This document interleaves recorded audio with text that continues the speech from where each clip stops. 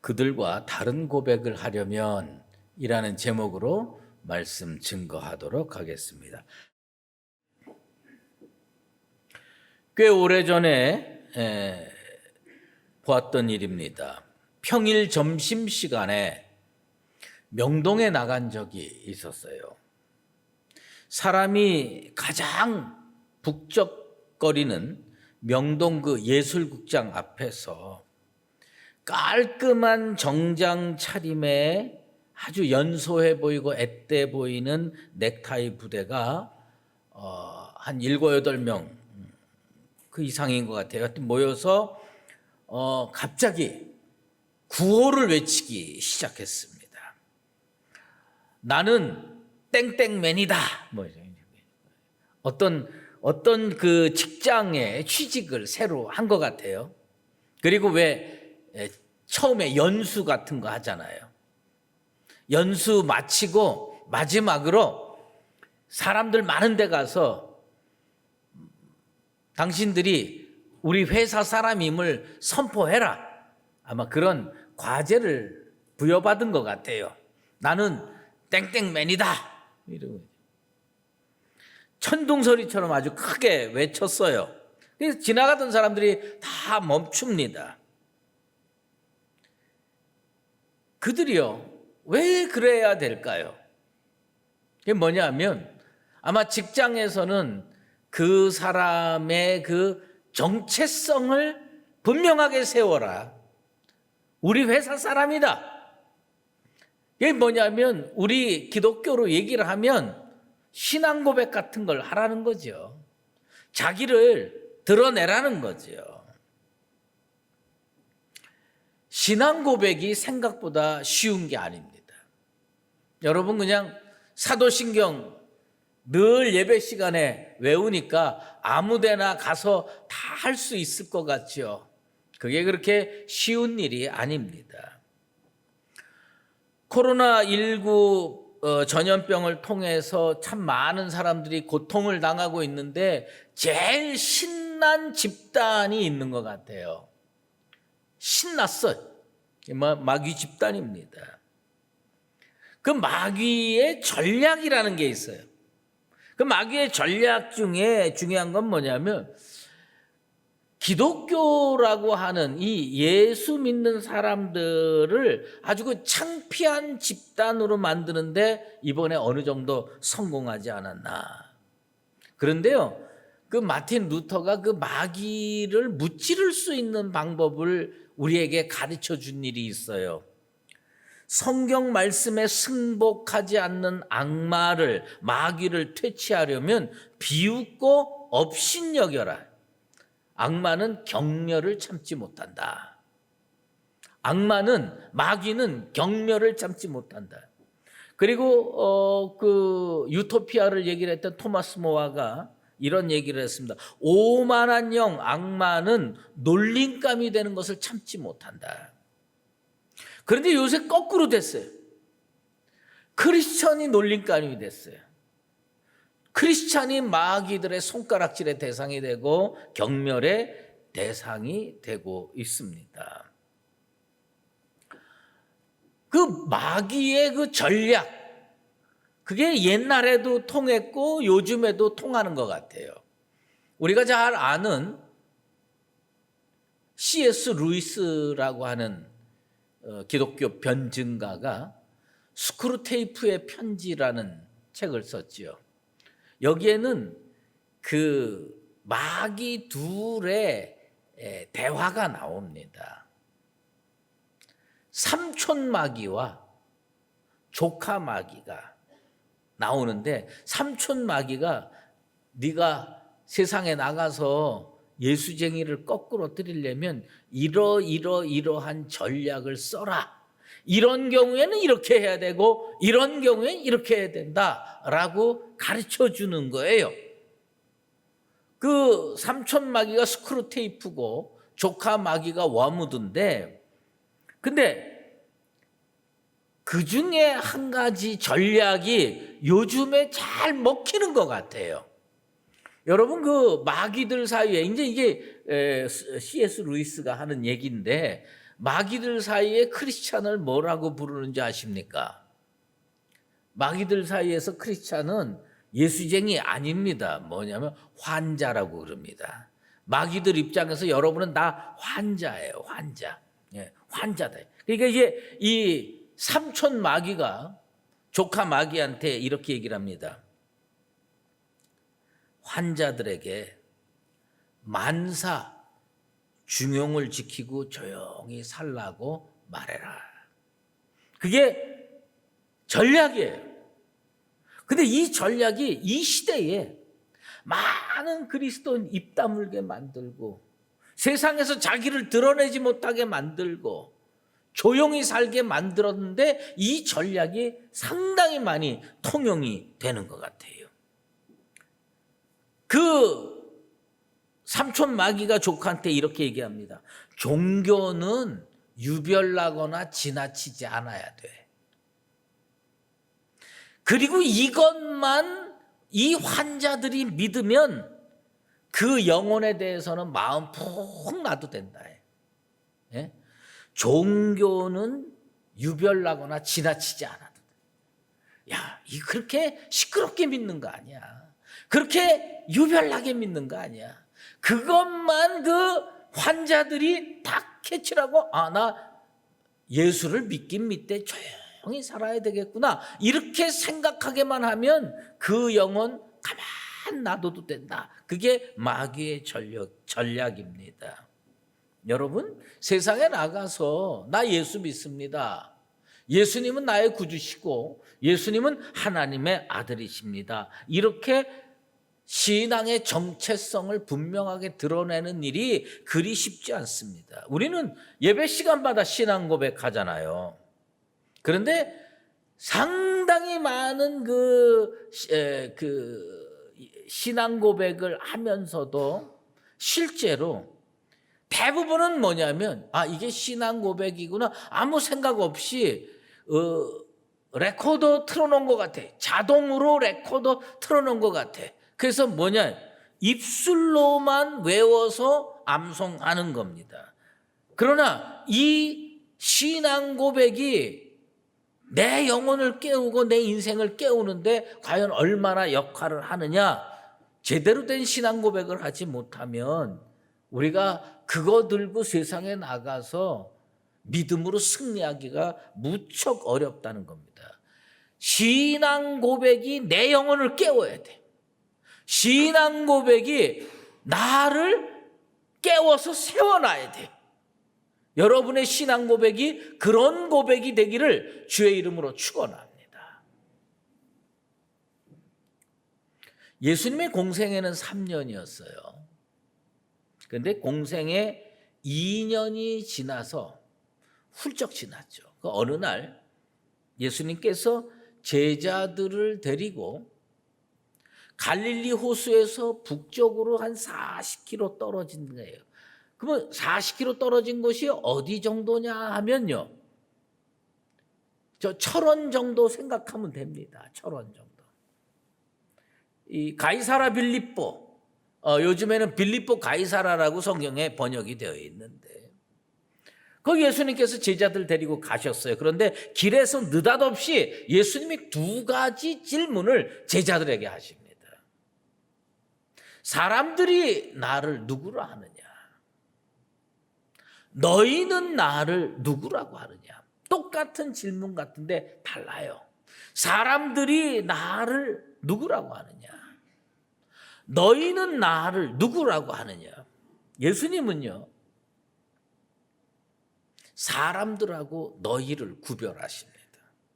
여러분은 사람들에게 속한 사람입니까? 아니면 너희에게 속한 사람입니까? 사람들의 고백과 너희의 고백이 다르다는 거예요.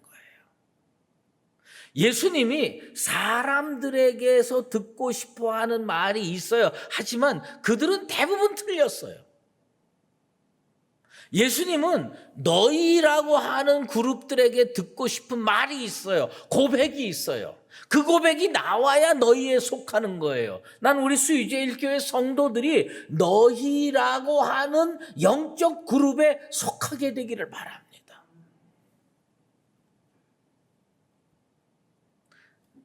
세상 사람들이요, 예수를 잘 모릅니다. 왜 잘 모르느냐? 자기 상식의 바탕을 두고 거기에서 자기 눈으로 본 것 조금, 어디서 주워 들은 것 조금, 이런 거 다 버무려 가지고 아, 예수님은 이런 분이구나, 이렇게 판단을 하는 겁니다. 그런데 그들의 판단에 의하면 예수님은 뭐냐? 엘리야 같다, 세례 요한 같다,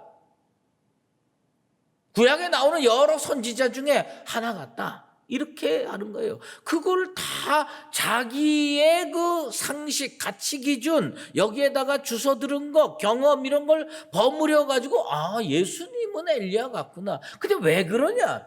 구약 말라기에 보면요, 그 엘리야가 올 거라고 예언했어요. 말라기 4장 5절에 보면 보라, 여호와의 크고 두려운 날이 이르기 전에 내가 선지자 엘리야를 너희에게 보내리니. 그러니까 이 이스라엘 사람들이요, 저분 참 대단하네, 훌륭하네, 그 말라기에서 예언한 그 엘리야 같구나, 이렇게 생각을 하는 거예요. 이렇게 생각을 하는 거예요. 예수님은요, 구약 이스라엘 역사 속에 등장했던 그 유명했던 예언자, 뭐 엘리야, 엘리사, 이사야, 또 뭐 예레미야, 그 중에 한 명이 아니에요. 그런데 이 사람들이 잘못 알고 있는 거죠. 사람들이 잘못 알고 있는 거예요. 자기 상식의 토대를 두고, 자기 경험의 토대를 두고, 어디서 주워 들은 지식의 토대를 두고 예수님을 바라보니까 아, 선지자 중에 한 명이구나. 그런데 예수님은요, 그것에 대해서 그렇게 가슴 아파하지 않습니다. 그것에 대해서 그렇게 신경 쓰지 않습니다. 왜? 사람들은 틀려도 되거든요. 왜? 나중에 고쳐주면 되니까. 그런데 너희가 예수에 대해서 잘못 알면 이건 큰 문제예요. 너희라고 이야기되는 그룹이 예수님을 잘못 알고 있으면 이건 상당히 심각한 문제라는 겁니다. 여러분들이 가지고 있는 예수에 대한 지식이 정확해지기를 소망합니다. 이게 필요해요. 예수님께서 너희는 나를 누구라 하느냐 그랬는데 베드로가요, 제자들 대표해서 주는 그리스도시니이다, 아주 정확하게 고백을 했습니다. 예수님 마음에 흡족한 고백을 했어요. 예수님 마음에 꼭 드는 대답을 했습니다. 그가 그렇게 예수님 마음에 꼭 드는 대답을 할 수 있는 그 힘이 어디서 나오느냐? 사실요, 우리는요, 예수님의 제자들을 무지랭이쯤으로 생각을 하는 경향이 있습니다. 갈릴리 호수에서 평생 고기 잡던 어부가 알면 뭘 알겠느냐? 예수님께서 나를 따라오너라 그럴 때 베드로가 다 버려두고 예수님을 쫓아갔어요. 저렇게 성급한 사람들이 알면 뭘 알겠느냐, 이렇게 생각할지 모르지만 예수님을 모든 것을 버려두고 쫓아간 베드로가 바보가 아닙니다. 그의 눈이 정확했어요. 오히려 우리 눈이 세상의 지식을 많이 가지고 있고 경험을 많이 가지고 있는데 베드로의 영적인 눈만큼도 우리는 가지고 있지 못합니다. 모든 걸 버려두고 쫓아가질 못했어요. 요즘으로 얘기를 해보면 베드로는요, 성공한 인생입니다. 모든 거 버려두고 예수님 쫓아갔어요. 인생을 투자했어요. 과감하게 결정했어요. 그런데 틀린 게 뭐 있었어요? 예수님 잘 골랐죠. 스승 잘 골랐죠. 그때 버려두고 쫓아갔으니까 성경에 그렇게 기록되고 모든 오고 오는 하나님의 백성들이 베드로를 높게 평가하는 거 아니겠어요? 그는 정확했습니다. 통찰력, 영적 통찰력이 있는 눈을 가지고 있었습니다. 그런데 그가요, 예수님을 선택하는 데만 정확한 게 아니었어요. 그는 어떤 데에도 정확했느냐? 예수님과 더불어 살면서 3년을 쫓아다니면서 예수님에 대한 명확한 인식도 정확하게 가지고 있었어요. 이게 중요한 겁니다. 너희는 나를 누구라고 아느냐? 이렇게 했을 때 제자들이 합창한 게 아니에요. 제자들이 이구동성으로 주는 그리스도시요 살아계신 하나님의 아들이십니다라고 고백한 거 아니에요? 베드로가 탁 튀어나와가지고 주는 그리스도시요 살아계신 하나님의 아들이십니다라고 고백을 했습니다. 왜요? 그는 살면서 예수를 체험했습니다. 살면서 예수님을 경험하고 저분이 진짜 나를 죄에서 구원해 주실 메시아로구나, 구주시구나 확신했어요. 그래서 주는 그리스도라고 얘기했어요. 그리고 보니까 얼마나 많은 기적을 행합니까? 예? 물 위로 걸어가시고요. 보리떡 5개와 물고기 2마리로 장정만 5,000명 먹이시고요. 하나님의 아들이구나.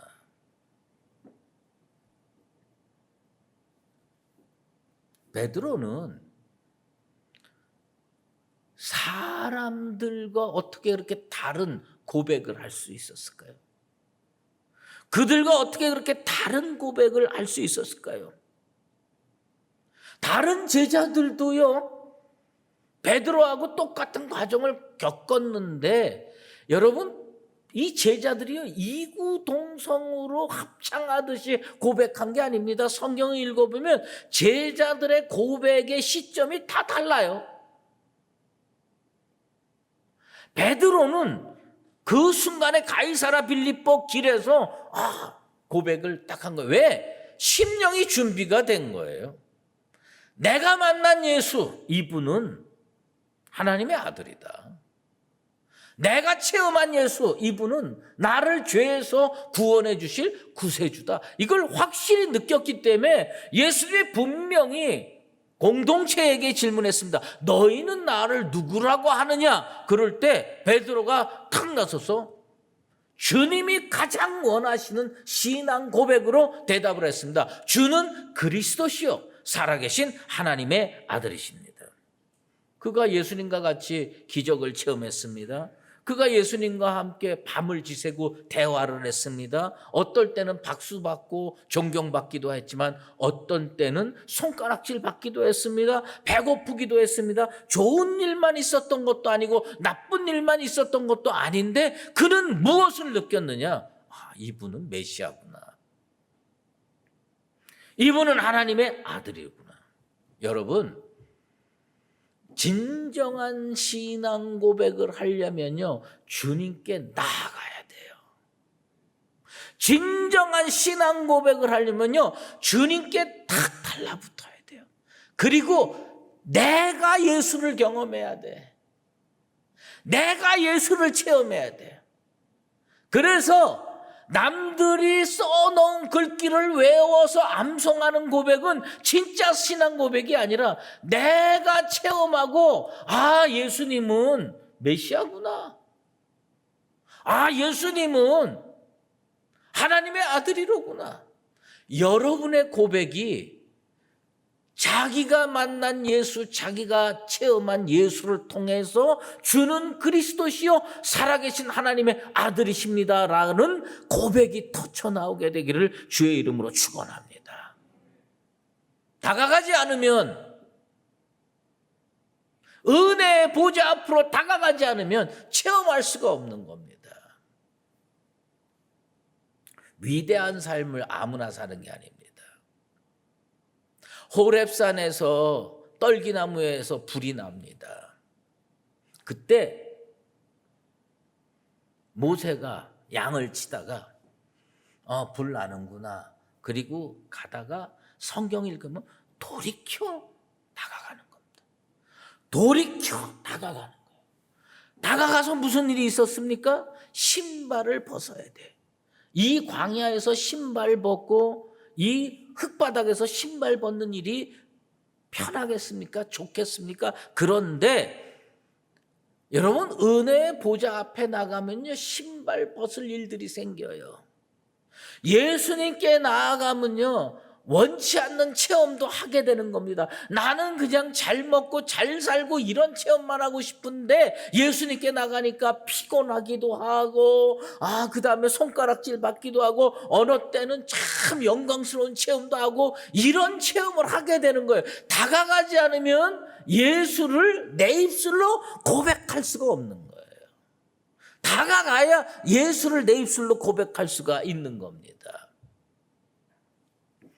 예전에 말이에요, 재밌게 본 TV 연속극이 있어요. 아마 여러분들도 다 보셨을 거라는 생각이 드는데, 파리의 연인이라는 연속극이 있었어요. 여러분, 그 파리의 연인을 다 나름의 관점으로 보지만, 저는요 아주 조금 특수한 경우라고 할 수가 있어요. 그건 왜 그러냐면, 제가 대학에서요 전공을 프랑스어를 전공했어요. 불어를 전공했어요. 그러니까요, 제가 청년 시절부터 늘 가고 싶은 데가 있었습니다. 그게 어디냐면 파리예요. 파리. 여러분, 파리의 연인이 되려면 파리를 가야 돼요. 근데 여러분이 파리의 연인이 될 수가 없어. 왜요? 매일 대학로만 왔다 갔다 하거든. 그러니까 혹시 대학로의 연인은 될 수 있는데 파리의 연인은 될 수가 없어요. 신앙 고백을 베드로처럼 하기를 원하면 예수님께 다가가야 돼요. 우리가 매일 이 예배당에서 예배를 드리는데 어떤 자세로 예배 드리느냐? 베드로가 예수님과 착 달라붙어서 광야 생활도 하고 갈릴리 호수에서도 체험하고 폭풍우 치는 바닷속에서 주님 내가 걷겠습니다. 그리고서 물 위로 뛰어내려서 걷기도 하고, 이런 체험을 하지 않은 자가 어떻게 베드로처럼 주는 그리스도시요 살아계신 하나님의 아들이십니다라고 고백할 수가 있겠습니까? 파리의 연인이 되려면 파리로 가세요. 대학로의 연인이 되려면 대학로로 가야 됩니다. 마찬가지예요. 베드로의 신앙 고백을 하기를 원한다면, 내 입술에서 진실한 신앙 고백이 나오기를 원한다면 예수님께 베드로처럼 다가가야 됩니다. 그래야 내 시각이 바뀌고 내 신앙이 바로 세워지고, 언젠가 갑자기 예수님이 너는 나를 누구라 하느냐? 그때 그들과 다른 고백을 할 수가 있습니다. 사람들은 주는 엘리야 같습니다. 예수님은 세례 요한 같습니다. 예수님은 위대한 성인 같습니다. 그럴 때 우리 주님이 너는 나를 누구라고 하느냐? 주는 그리스도시요 살아계신 하나님의 아들이십니다. 제자들이요, 고백의 시점이 다 달랐어요. 성경에 몇 개가 나옵니다. 그 중에 하나가, 도마는 가이사라 빌립보에서 그런 고백 못했습니다. 근데 이게 언제 했느냐? 예수님께서 십자가에 달려 돌아가셨다가 사흘 만에 부활하셨어요. 그리고 그날 저녁에 주님께서 11명의 제자가 있을 곳으로 예상되는 곳을 찾아가셨어요. 그런데 하필 그날 도마만 빠졌어요. 나머지 10명이 있었어요. 부활의 주님께서 그 도마를 뺀 10명의 제자와 만나 주셨어요. 그들이 예수님 못자국을 봤어요. 예수님 창자국을 봤어요. 예수님 부활하셨구나. 그럴 때 제자들이 도마에게 얘기해서 예수님 부활하셨어. 그럴 때 도마가 한 유명한 이야기가 있죠. 내가 그의 손에 못자국을 보며 내 손가락을 그 못자국에 넣으며 그 내 손을 그 옆구리에 넣어보지 않고는 믿지 아니하겠노라. 도마가 그렇게 얘기하죠. 도마 8일 후에 그날은 또 어떻게 제자 10명에다가 도마까지 붙어서 같이 있었어요. 주님께서 거기 나타났어요. 그리고 도마가 자기 손으로 이 손의 못자국을 만져봅니다. 옆구리의 창자국을 만져봅니다. 그리고 도마가 뭐라고 고백하느냐? 나의 주님이시여 나의 하나님이시니이다. 베드로는 가이사랴 빌립보에서 예수님에 대해서 신앙 고백했고요. 도마는 자기 손으로 못자국을 만져본 후에 나의 주님이시여 나의 하나님이시다 이렇게 고백을 했습니다. 여러분은 언제 진실한 신앙 고백을 하셨습니까?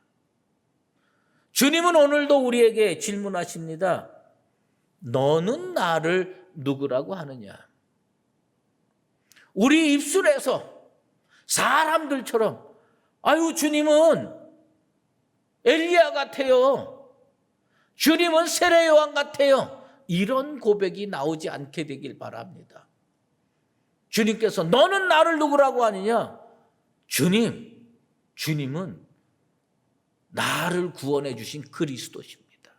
그리고 하나님의 아들이십니다. 이런 고백을 해야 돼요. 지금도 우리 주님께서 그런 고백을 원하고 계십니다. 그런데 사람이 살면서 복받을 기회가 여러 번 있지요. 그중에 우리 주님이 내가 복되도다라고 말한 경우가 그리 많지 않아요. 베드로가 주는 그리스도시요 살아계신 하나님의 아들이십니다라고 고백 딱 했을 때 우리 주님이 뭐라고 말씀했습니까? 바요나 시몬아 내가 복이 있도다. 주님이요 누구 보러 복되다고 그러느냐? 돈 많이 번 사람, 권력을 쟁취한 사람, 건강한 사람 아니에요. 주님이 복되다고 한 케이스가 그리 많지 않은데 그중에 가장 중요하게 주님이 내가 복되도다 하고 콕 집어 얘기한 게 어디냐? 신앙 고백 제대로 했을 때입니다. 우리가 이 땅에 살면서 진짜 복된 존재로 살기를 원한다면 우리 주님이 내가 복되도다라고 언제 말씀하시느냐? 베드로처럼 진실하고 올바르고 주님 마음에 꼭 드는 신앙 고백할 때 우리 주님 나를 향해서 그런 말씀해 주실 줄로 믿습니다. 우리는요 건강하면 복 받는 줄 알아. 돈 많이 벌면 복 받는 줄 알아요. 죽을 것 같은 위기에서 건진받으면 복 받는 줄 알아요. 여러분 그냥 성경에 나와 있는 모든 사건들을 문자 그대로 믿으시게 되기를 주의 이름으로 축원합니다. 아멘도 안 하네. 아멘. 여러분 요나의 사건을 믿습니까?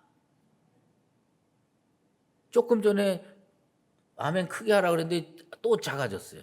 요나의 사건을 믿으십니까? 예. 똑똑한 사람, 과학적으로 사고하는 사람들이요 요나의 사건을 자꾸 과학적으로 증명이 어려운 사건이다. 그래서 믿을 수 없는 신화와 같은 사건이다. 우화와 같은 사건이라고 얘기를 합니다. 며칠 전에 미국에서 비슷한 사건이 벌어졌어요. 미국 매사추세츠주 케이프 코드라고 하는 마을에 마이클 패커드라는 어부가 살고 있어요. 그런데 6월 11일이니까 이틀 전인가요? 이틀 전이에요. 이틀 전에 이 어부가 40년 이상을 뭘 해서 먹고 살았냐면 바닷속에 들어가 가지고 우리는 성게 잡고 소라 잡고 해녀들이 그러는데 이 사람은 뭐 잡고 먹고 살았냐면 바닷가재 잡아서 먹고 사는 사람이야. 예, 40년 동안. 그래서 뭡니까? 스쿠버 장비를 다 가지고 물속 10m 깊숙이 들어가서 거기에서 기어다니는 바닷가에 잡아가지고 먹고 사는 사람이에요. 그런데 6월 11일 금요일에 이 양반이 바닷속에 뛰어들었는데 바닷가에 잡고 있는데 갑자기 강력한 빠는 힘 같은 게 느껴지면서 휙 하고 어디로 들어갔어요. 들어갔는데 어디로 들어갔냐? 혹등고래라는 고래가 있어요. 고래 중에 제일 큰 고래. 몸무게가 10,000kg. 그러니까 뭐 어마어마하죠. 그 정도로 큰 고래인데 쫙 빨아들여. 고래가 먹는데 쫙 빨려 들어가나 봐요. 그러니까 이 큰 어른이 쭉 하고 빨려 들어간 거예요. 근데 여러분, 나는 그 기사를 보면서 참 이 사람, 우리 그러잖아요. 호랑이 굴에 잡혀가도 정신 차리면 살 수 있다. 이 양반이요, 이 고래 입속으로 확 빨려 들어갔습니다.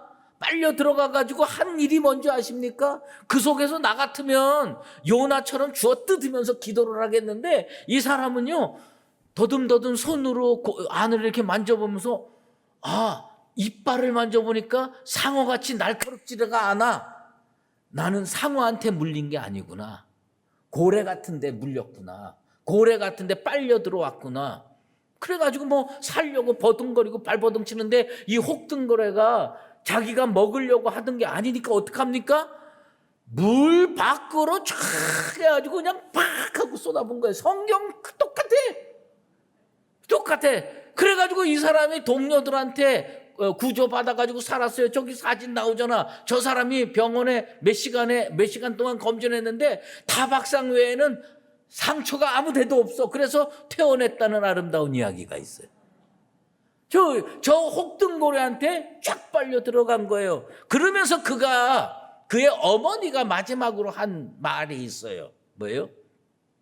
내 아들이 정말 운이 좋고 축복을 받았구나.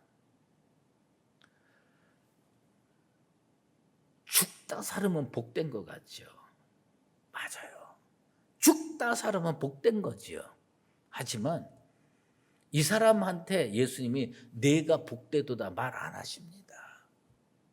예수님은 누구한테 복되다고 얘기하냐?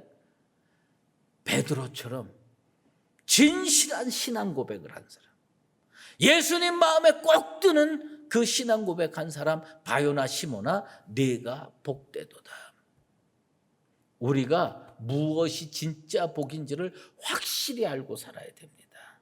여러분, 신앙 고백이 내 인생의 복입니다. 신앙 고백이 예수님이 인정하시는 복입니다. 주님 보좌 앞에 나가서 믿음으로 체험하고 너는 나를 누구라고 하느냐라고 주님이 물으실 때 주는 그리스도시요 살아계신 하나님의 아들이십니다 라고 고백해서 혹등고래한테 튀어나와서 복받았다고 자기들이 생각하는 것 이상으로 우리 하나님의 아들 예수님이 너는 복된 존재다라고 얘기할 수 있는 그런 인생으로 사시게 되기를 예수 그리스도의 이름으로 축원합니다. 기도하겠습니다. 하나님 아버지 감사합니다. 우리들이 어려서부터 예수 믿고 교회 다니면서 사도신경을 신앙 고백하면서 평생을 살았습니다. 그 고백을 하면서 과연 몇 번이나 내 가슴이 전율하였고 몇 번이나 그 고백을 하면서 예수님은 나의 구세주다라고 느끼고 살았는지 돌이켜보면 부끄러운 적이 한두 번이 아닙니다. 하나님, 주께서 나에게 믿음 주셔서 내 입술로 예수님이 나의 그리스도시요 하나님의 아들이시라고 고백할 수 있도록 인도하여 주시옵소서. 너는 나를 누구라고 하느냐? 주님이 물어보실 때 주는 그리스도시요 살아계신 하나님의 아들이십니다 라고 분명히 고백해서 우리 주님이 내가 복되도다 말할 수 있는 진정으로 복된 존재로 살아가는 수의제일교회 모든 믿음의 권속들 되게 하여 주시옵소서. 예수 그리스도의 이름으로 기도드리옵나이다. 이제는 우리 주 예수 그리스도의 은혜와 하나님 아버지의 그 크신 사랑하심과 성령의 인도하시고 교통하심이 주님 앞에 더 가까이 나아가 우리 주님을 경험하고 체험해서 내 입술에서 베드로와 같은 주는 그리스도시요 살아계신 하나님의 아들이십니다 고백하고 우리 주님으로부터 내가 복되도다 라는 놀라운 선포의 말씀을 받기를 소망하는 사랑하는 수의제일교회 모든 믿음의 권속들과 주님의 몸된 교회 위에 이제로 영원히 함께 계시옵기를 간절히 축원하옵나이다. 아멘.